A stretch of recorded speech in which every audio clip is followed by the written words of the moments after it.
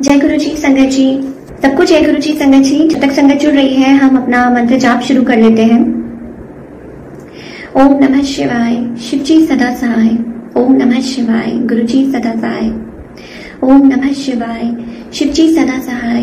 ओम नमः शिवाय, गुरु जी सदा सहाय। ओम नमः शिवाय, शिव जी सदा सहाय। ओम नमः शिवाय, गुरु जी सदा सहाय। अनंतम शुक्राना गुरु जी महाराज। आपको अगर मेरी आवाज ठीक से आ रही है तो प्लीज एक बार यस टाइप कर दीजिए। जय गुरु जी सुनीता आंटी, जय गुरु जी परवीन आंटी।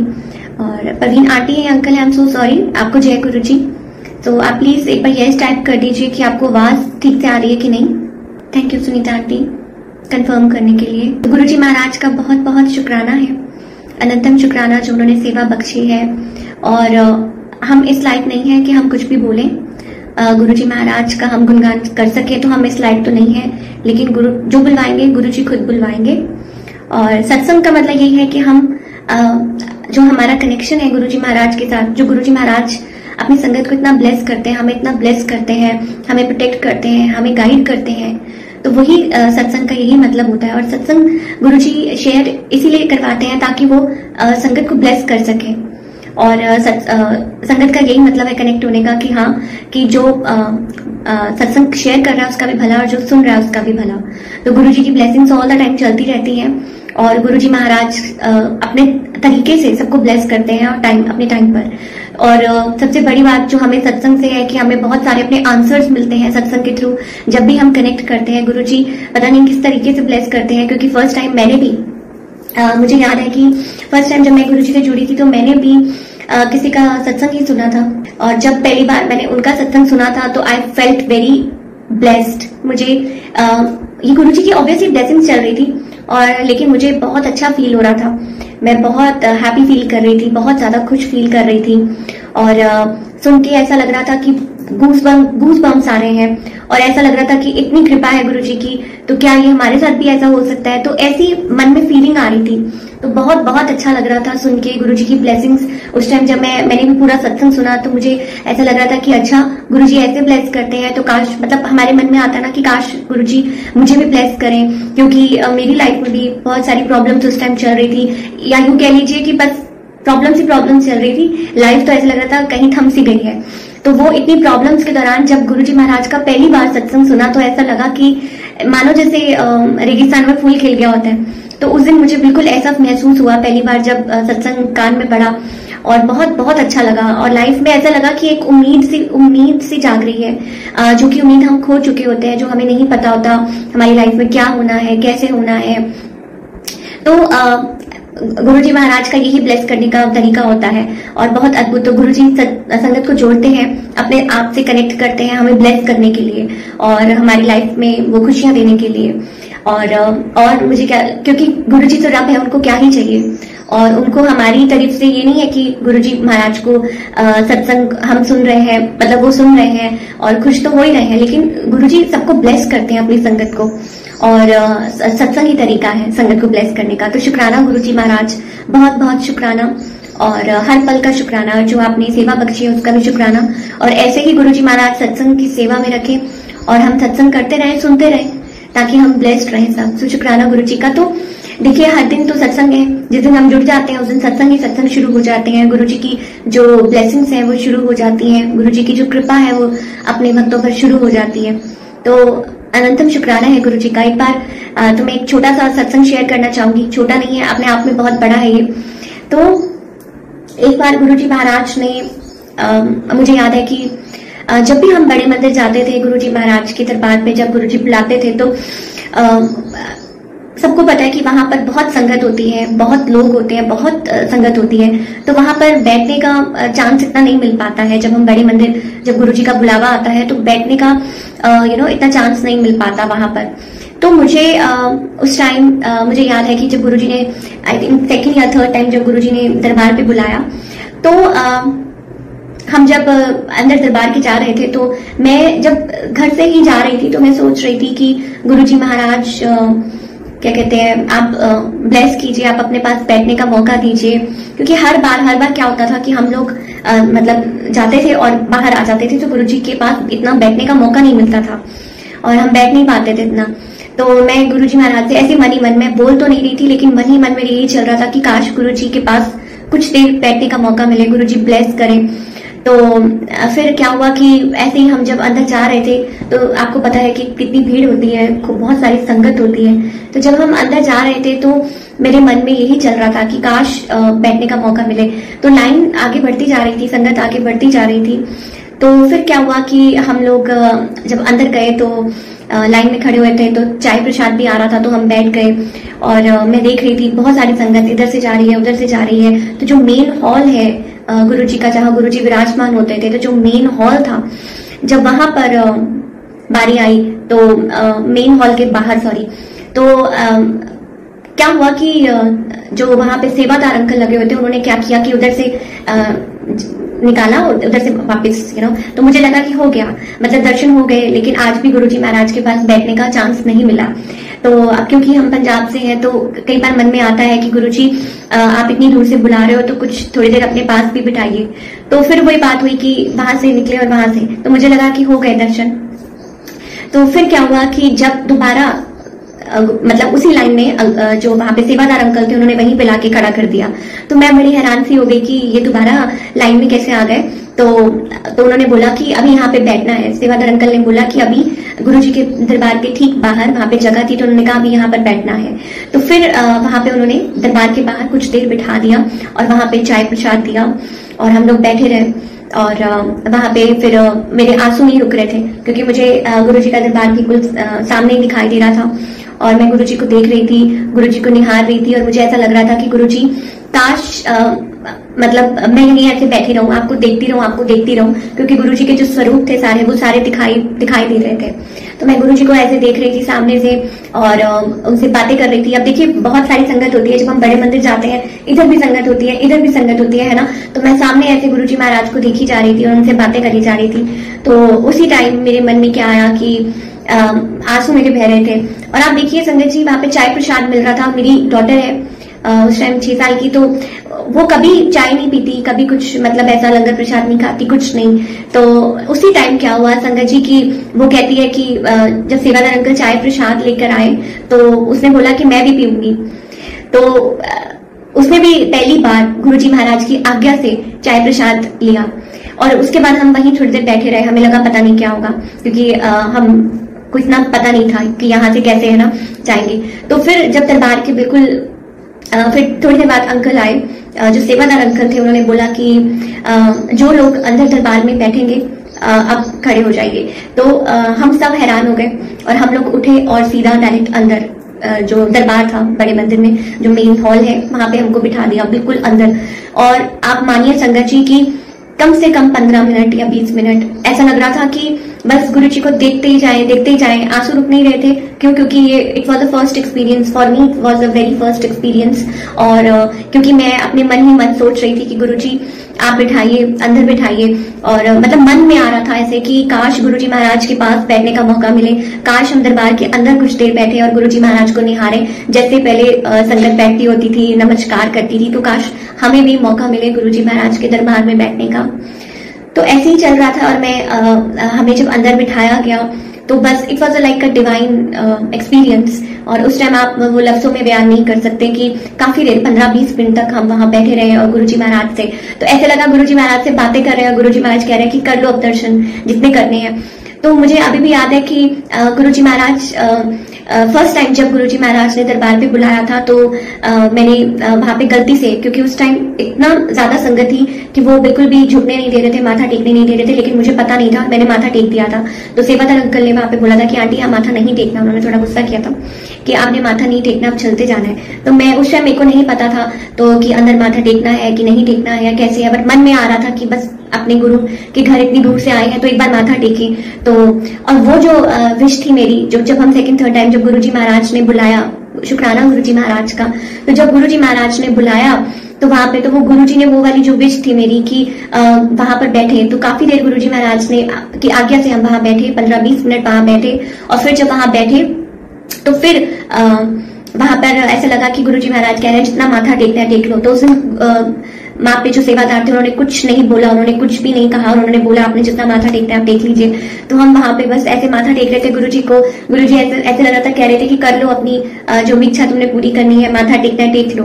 तो फिर हमने अच्छे से माथा टेका वहां पे और गुरुजी को नमस्कार किया।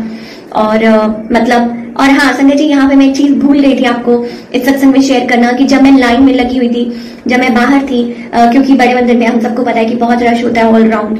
तो जब मैं बड़े मंदिर जहाँ गुरुजी की समाधि बनी हुई है, तो वहां पर जब हम एक शीशा लगा होता है ऑब्वियसली, तो वहां पे हम देख रहे होते हैं, गुरुजी के दर्शन कर रहे होते हैं। तो जब हम लाइन में लगे होते हैं तो मेरे मन में बहुत सारे विचार आ रहे थे, मेरे मन में बहुत सारी बातें आ रही थी और मैं गुरुजी को महाराज को क्या बोल रही हूँ मन ही मन कि गुरुजी आप कंप्लेन कह लीजिए, कुछ भी कह लीजिए कि गुरुजी क्या अंदर आपके सिर्फ वीआईपी बच्चे ही बैठ सकते हैं, हम लोग नहीं बैठ सकते। मेरे मन में ऐसे आ रहा था कि शायद हो सकता है कि अंदर हॉल में सिर्फ जो मतलब वीआईपी लोग होते हैं तो वो ही बैठ सकते हैं और कोई नहीं बैठ सकता क्या।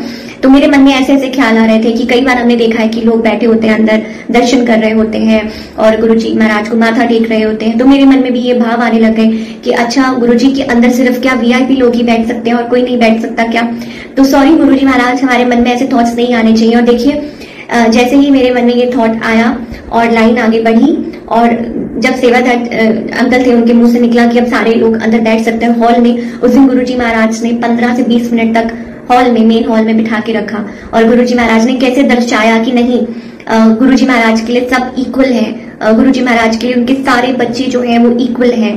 तो कोई भी छोटा बड़ा नहीं है गुरुजी महाराज के दरबार में, कोई भी ऐसा नहीं है कि छोटा या बड़ा, कि जो कोई आगे बैठेगा या पीछे। ये गुरुजी की आज्ञा से होता है, जो भी होता है गुरुजी की आज्ञा से होता है। हम घर से निकलते हैं, हम प्लान नहीं करते, गुरुजी प्लान करवाते हैं। हमने किस दिन पहुंचना है ये भी गुरुजी डिसाइड करते हैं। हमने किस टाइम दर्शन करने हैं गुरुजी महाराज के, ये भी गुरुजी डिसाइड करते हैं। और हम किस वक्त वहां से निकलेंगे और कितनी देर वहां रुकेंगे ये भी गुरुजी डिसाइड करते हैं। हम किस कलर के, किस तरह के कपड़े पहन कर आएंगे ये भी गुरुजी डिसाइड करते हैं। तो everything is decided by Guruji. कि जब हम गुरुजी महाराज के दर्शनों के लिए जाते हैं, हम जाते नहीं हैं, हम बुलाए जाते हैं और ये गुरुजी की महाराज की आज्ञा से होता है। तो each and everything is decided by Guruji कि हम क्या पहनेंगे, हम कितने बजे घर से निकलेंगे और हम कैसे पहुंचेंगे गुरुजी के दरबार पे, कितने बजे हम पहुंचेंगे और वहां कितनी देर बैठेंगे और कितने बजे निकलेंगे और घर जाएंगे। तो ये सब कुछ it is like guided by Guruji. ये सब कुछ गुरुजी गाइड करते हैं। तो अनंतम अनंतम शुक्राना गुरुजी महाराज का कि गुरुजी महाराज इतनी नेड़े होके सुनते हैं हमारे मन में जो भी भाव चल रहे होते हैं, जो भी हमारे मन में थॉट्स आ रहे होते हैं कि गुरुजी ऐसा है, गुरुजी वैसा है, मन में ये चल रहा है, मन में वो चल रहा है। तो कैसे गुरुजी महाराज जो है अपनी संगत को आंसर्स देते हैं। तो मैं गुरुजी महाराज का बहुत बहुत शुक्राना करूंगी, बहुत शुक्राना करूंगी कि गुरुजी मतलब हम इस लायक बिल्कुल नहीं है कि हम क्या बोले, हम कुछ नहीं बोल सकते। हमारे मन में तो बहुत सारे थॉट्स आते हैं। और ऐसे ही एक बार क्या हुआ था कि हम लोग डुगरी मंदिर गए थे। तो जब डुगरी मंदिर जब हम गए तो वहां पर भी अब आपको पता है कि बहुत रश होता है, वहां पे बहुत संगत होती है, बहुत बहुत बहुत संगत होती है। तो वहां पे बहुत इम्पॉसिबल होता है, जो सेवादार होते हैं वहां पे अंकल, उनके लिए भी संभालना बहुत कई बार मुश्किल हो जाता है। तो गुरुजी महाराज ने डुगरी मंदिर बुलाया तो बहुत रश था। तो मैं कई बार सोचती थी मन में कि क्या कभी हम अंदर बैठ पाएंगे, मौका मिल पाएगा। तो संगत जी देखिए, और कई बार संगत वहां पे बैठे होते थे बहुत सारे अंदर, जय गुरु जी रीता आंटी। तो कई बार बहुत सी संगत अंदर बैठी होती थी। तो मैं सोचती थी कि गुरुजी क्या कभी मौका मिल पाएगा, हम अंदर बैठ पाएंगे। तो फिर क्या होता था कि मतलब हम लोग जाते थे, आ जाते थे, जाते थे आते थे, है ना। लेकिन एक बार क्या हुआ कि जब हम गए वहां पर, एक बार गुरुजी ने बुलाया, इतनी ठंड का टाइम था। सबसे पहले तो कॉफी प्रसाद मिला और फिर जाते साथी हम सीधा लाइट निकल गए। और जब आगे बढ़े तो उस दिन पहली बार की बात है कि मन में जो थॉट आया गुरुजी ने कैसे पूरा किया। उस दिन सारी संगत को सेवादार अंकल ने बोला कि सब लोग आराम से बैठ जाएं। और काफी देर तक हम लोग वहां बैठे रहे, काफी देर तक गुरुजी महाराज मतलब हम काफी देर तक वहां बैठे रहे। और बहुत बहुत शुक्राना गुरुजी महाराज का, अनंतम शुक्राना। और इतने अच्छे दर्शन हुए, इतना गुरुजी महाराज का ऐसे लग रहा था कि नेड़े होके, क्योंकि डुगरी मंदिर में कभी बैठे नहीं थे और लेकिन उस टाइम मन में आया, तो अब मन में थॉट आया है तो गुरुजी कैसे अपना जो संगत का जो थॉट है वो पूरा करते हैं, ये सिर्फ गुरुजी महाराज जानते हैं। कि अगर हमारे मन में अगर कोई विचार आया है, अगर हमारे मन में कोई इच्छा आई है हमारे गुरु के प्रति, तो गुरुजी महाराज वो पूरी करते ही करते हैं। तो ऐसे ही कितने सारे सत्संग हैं, ऐसे ही कितने सारे गुरुजी महाराज हमारे मन में जो चल रहा होता है वो गुरुजी महाराज कैसे पूरा कर देते हैं, ये गुरुजी जानते हैं। और चाहे वो फर्स्ट टाइम, मैंने आपको बोला ना, चाहे फर्स्ट टाइम गुरुजी महाराज ने बुलाया मंदिर में, सेकंड टाइम या जब भी जितनी बार भी हम दरबार जाते हैं, तो ये गुरुजी महाराज की आज्ञा होती है। उनकी आज्ञा के बिना तो पत्ता भी नहीं हिल सकता। तो दरबार में पहुंचना तो बहुत क्या बोलूं मैं, कि बिल्कुल जैसे मैं एक बार आपसे एक सत्संग है बड़ा प्यारा, ये मैं पहले भी शेयर कर चुकी हूँ। ये एक इच्छा की बात हो रही है कि अगर मन में हमारी इच्छा है तो कैसे गुरुजी महाराज को वो पता चल जाता है। तो एक बार यहाँ पे हमारे लुधियाना मंदिर जो है, गुरुजी महाराज की कृपा हुई है, तो लुधियाना में भी गुरुजी महाराज का दरबार बना है। तो एक बार गुरुजी महाराज बुला रहे थे, जैसे 1-2 बार हम गए, 2-3 बार, ऑब्वियसली गुरुजी की आज्ञा से। तो क्या हुआ संगत जी की जब हम 3rd या 4th टाइम गए, तो मैं गुरुजी से बोल रही थी कि गुरुजी हर बार ना मंदिर में समोसा प्रसाद मिलता है, तो और काफी फिलिंग होता है वो, और मिर्ची लगती है उसके अंदर, और मैंने खाना भी खाया हुआ है, तो मैं कैसे खाऊंगी। तो और लेकिन खाना भी वही है, क्योंकि गुरुजी खुद ही कहते हैं कि आपका प्रसाद होता है, लंगर प्रसाद, वो आपकी दवाई है, उसको वहीं पे आप खत्म करो, उसको वहीं पे आप फिनिश करो, तो आपके लिए बहुत अच्छा है। तो मेरे मन में ये आता है कि अगर गुरुजी लंगर प्रसाद अगर दे रहे हैं तो वहीं पे फिनिश होना चाहिए। तो ऐसे ही हुआ। तो जब गुरुजी महाराज ने वहां बुलाया, तो बस क्या था कि वहां पे मेरे मन में ये भाव आया कि मेरा ना समोसा प्रसाद खाने का मन नहीं है, और ब्रेड पकौड़ा, और वो भी जो ब्रेड आलू वाला होता है, तो मैंने कहा अगर वो मिल जाए ना तो बहुत, पता नहीं, जबकि मैं कभी नहीं खाया, मुझे नहीं पता, मैं कभी नहीं खाती और कभी भी नहीं लेकर ऐसे खाया, और मन में पता नहीं कैसे आ गया। तो और देखिए संगत जी, आप बिलीव नहीं करेंगे कि 3 बार जा चुके थे, 3-4 बार, और जब मैं नेक्स्ट टाइम जब गई और मेरे मन में ये भाव आया, और जबकि मैंने सॉरी बोला गुरुजी को कि मेरे मन में ये भाव नहीं आना चाहिए था, प्रसाद होता है, ठीक है, तो हमें प्रसाद को एक्सेप्ट करना चाहिए, क्योंकि ये हमारे गुरु का प्रसाद है, वो जो भी देंगे, जैसे भी देंगे, वो हमारे लिए वो वही स्वीकार्य होता है, ठीक है, और होना भी चाहिए। लेकिन मैंने सॉरी बोला गुरुजी को, लेकिन हमारे गुरुजी तो गुरुजी हैं, वो हमारी मन की इच्छा को पढ़ लेते हैं। तो फिर क्या हुआ संगत जी की जब हम अंदर गए, तो वहां पर ऐसा आराम से जाके ऐसे बैठे हुए थे, और मैं आंखें बंद करके ऐसे बैठी थी। तो पहले जल प्रसाद आया, और उसके बाद अचानक से एक अंकल आते हैं थाली पकड़ के, और उसमें देखती हूँ मैं, मेरे सामने वो रख देते हैं, और उसमें देखती हूँ कि संगत जी वही ब्रेड पकौड़ा, वही आलू वाला ब्रेड पकौड़ा।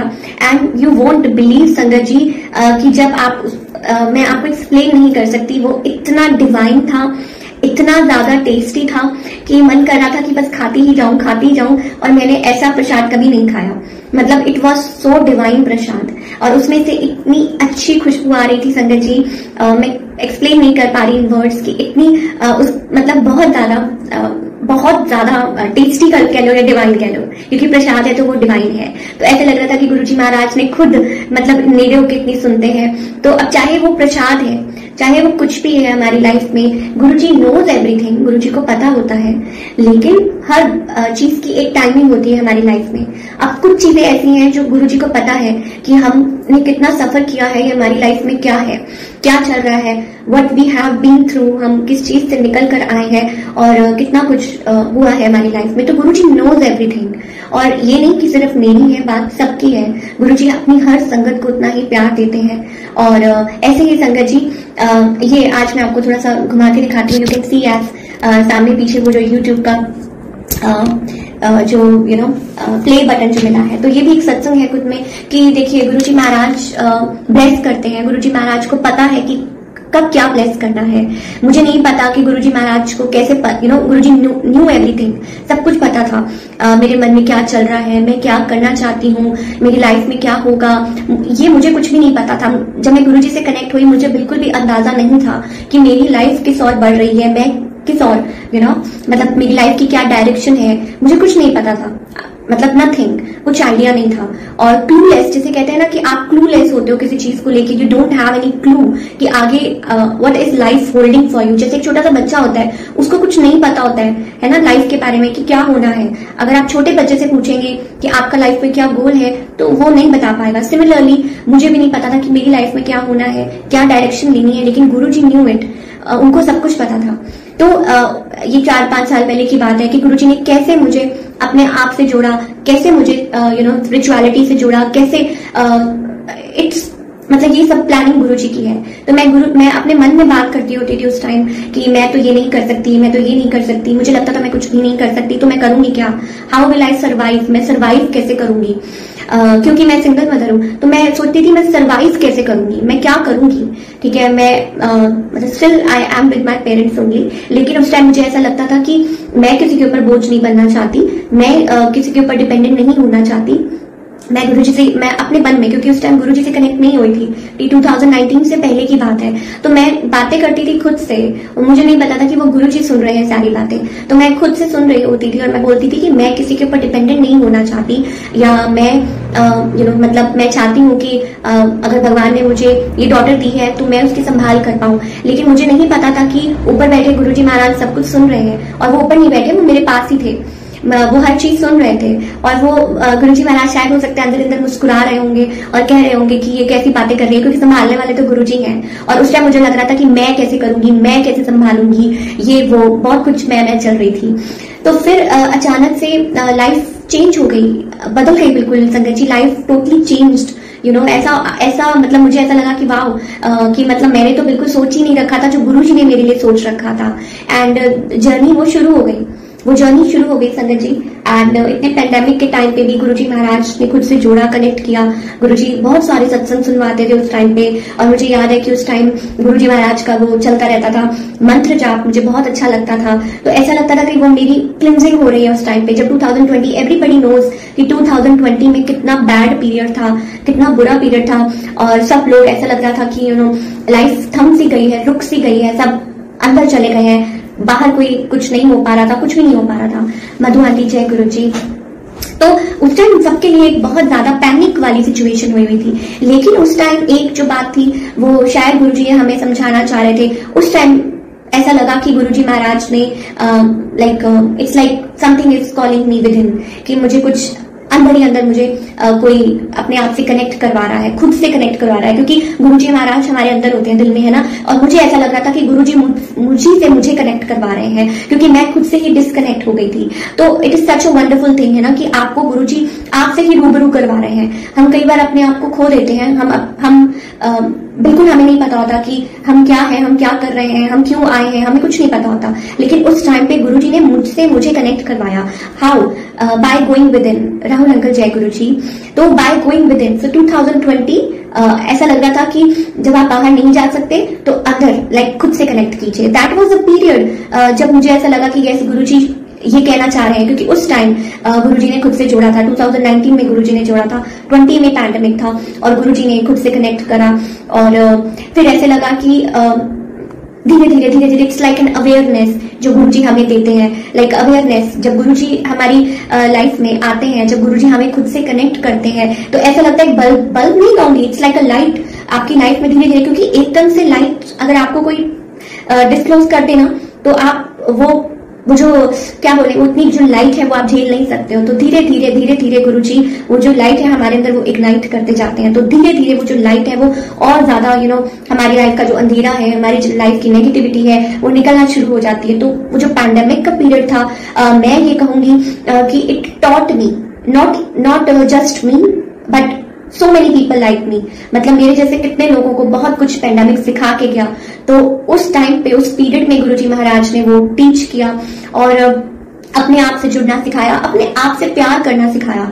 और मैं उस टाइम उस एनर्जी में थी कि मैं खुद से कनेक्ट नहीं कर पा रही थी, खुद को बिल्कुल भी इज्जत नहीं दे पा रही थी, प्यार नहीं कर पा रही थी। हाँ, लेकिन मेरे मन में मेरे ड्रीम्स बहुत थे, बहुत कुछ मेरे मन में चलता रहता था जो मैं एक्सप्रेस नहीं कर पा रही थी, क्योंकि मुझे ऐसा लगता था कि मैं किससे एक्सप्रेस करूं, whom should I टेल। आप सारी बातें अपने पेरेंट्स से भी नहीं कर सकते, ऑल्दो उनको सब कुछ पता होता है, ऑल्दो मैं बहुत सब कुछ शेयर करती हूँ अपनी मम्मी से, पापा से, लेकिन कई बार कुछ चीजें ऐसी होती हैं जो आप अपने मन में ही रख लेते हो और आप डिस्कस नहीं कर पाते कि कैसे मैं शेयर करूं, कैसे मैं उनको बताऊं, कैसे मैं अपने आप को प्रूफ करूं, सो बहुत सारी चीजें होती हैं। It's about that, but that was the time when Guruji connected me with me, और वो टाइम था जब गुरुजी ने मुझे खुद से जोड़ा और ऐसा लगा कि जैसे मानो कोई कह रहा हो कि तू मुझसे बात कर, तुझे जो भी करनी है, तेरे मन में जो भी है, तू अपना मन पूरा खाली कर और अपने मन में मुझको बिठा। ऐसे लगा था कि गुरुजी ऐसे बोल रहे हैं, और मैं फिर धीरे धीरे आई स्टार्टेड ओपनिंग अप, धीरे धीरे मतलब I started opening up to गुरुजी,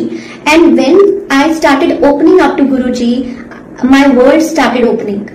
तो जब मैं मतलब गुरुजी से बातें खुल के करना शुरू हुई, जब ओपन अप होना शुरू हुई, तो मुझे लगा कि मेरी लाइफ जो बिल्कुल ऐसे बंद हो गई थी, वो जो मेरी लाइफ है वो खुलना शुरू हुई। लाइक जैसे कमल का फूल खिलता है, और कमल का फूल कैसे होता है कि आपने देखा है कि कितना मड होता है नीचे, कितना कीचड़ होता है, ठीक है, धीरे धीरे। तो सिमिलरली गुरुजी हमें क्या कहते हैं कि वो हमें कीचड़ से निकालने आए हैं। तो हम जो भी नेगेटिविटी में फंसे हुए होते हैं, हम जो अपनी लाइफ के इश्यूज में फंसे होते हैं, अपनी लाइफ की जो प्रॉब्लम्स, हमारी जो दिक्कतें होती हैं, मेंटल, फिजिकल और एनी सॉर्ट ऑफ इश्यूज जिनके थ्रू हम निकल रहे होते हैं, तो उस टाइम हमें आंसर नहीं मिल रहे होते, लेकिन गुरुजी हमें वो उस चीज से निकालने आते हैं। तो slowly, as I said, my life started opening up, and I found a very safe space Guruji के चरणों में, वो जो सेफ एक स्पेस जो हमें चाहिए होता है, क्योंकि 80% ऑफ द टाइम हम लोगों पे डिपेंड करते हैं, एंड पीपल ब्रेक मतलब हमारा जो विश्वास होता है जो हम लोगों पे करते हैं, या जो हम लोगों से एक्सपेक्ट करते हैं, वो 80% ऑफ द टाइम टूट जाता है, बिकॉज इट्स ऑल,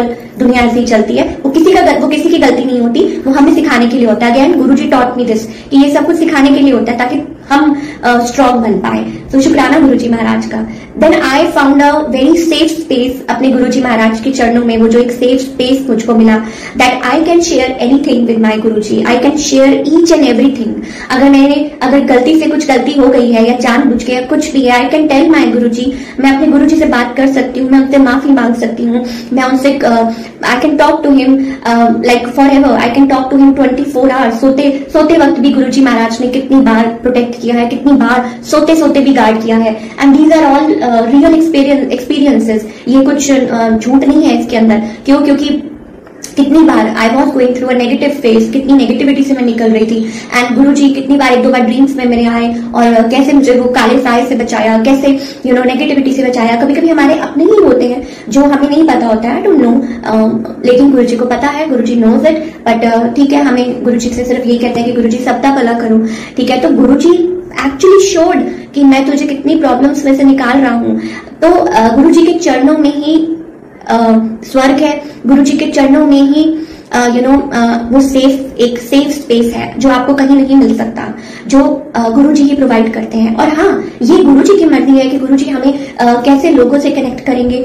जब हम गुरुजी के ऊपर सब कुछ छोड़ देते हैं, दैट इट्स गुरुजीज ड्यूटी, वो गुरुजी की ड्यूटी हो जाती है, क्योंकि हम उनके हो जाते हैं कि गुरुजी कैसे लोगों से हमें कनेक्ट करना चाह रहे हैं, कैसे लोगों से हमें लाइक गुरुजी वांट्स अस कि हम कैसे लोगों से कनेक्ट करें। And almost I think it's all the time कि वो सोल फैमिली से ही कनेक्ट करते हैं, हमको कनेक्ट करते हैं ताकि हमें आंसर्स मिले, ताकि हम हील हो, ताकि हम अपने पाथ पे आगे बढ़े। So it's a beautiful journey. और जैसे जैसे हम नजदीक आते जाते हैं, क्योंकि बहुत सारी चीजें होती हैं, पहले तो हमारी विश लिस्ट ही नहीं खत्म होती, कितनी सारी चीजें होती हैं जो हमारे मन में चल रही होती है। पहले हमारी हेल्थ बचते हैं, फिर हमारी वेल्थ होती है, फिर हमारे बच्चे होते हैं, बहुत कुछ होता है। तो Guruji knows it all, Guruji knows it all. और जब सब कुछ, even the darkest of the time, जब हम कहते हैं ना कि हमको लगता है कि बस इसके बाद तो कोई सॉल्यूशन ही नहीं है, इसके बाद तो कुछ हो ही नहीं सकता, इसके बाद nothing is going to happen, बस कुछ नहीं हो सकता, nothing is impossible for Guruji. Guruji के लिए कुछ भी इम्पॉसिबल नहीं है। जहां हम गिव अप कर देते हैं, जहां हम बिल्कुल निराश हो जाते हैं, थक जाते हैं, छोड़ देते हैं, वहां गुरुजी कोई ना कोई हमारे लिए कुछ ऐसा सोल्यूशन निकाल के हमारे सामने रख देते हैं दैट हम हैरान हो जाते हैं कि ये कैसे हो गया।